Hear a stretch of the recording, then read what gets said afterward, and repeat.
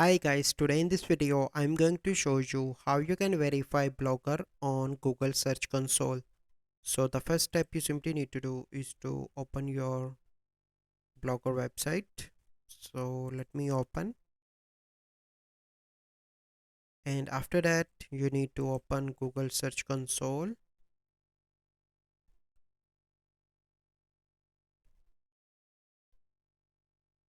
Click on that and let me go on to my blog. Here is my link. You simply need to copy that. Click here, start now, and here you can see that I already added. You simply need to click on add property.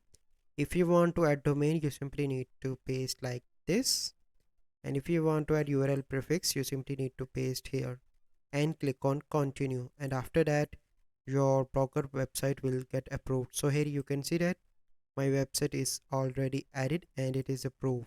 So this is the process by which you can verify Blogger on Google Search Console.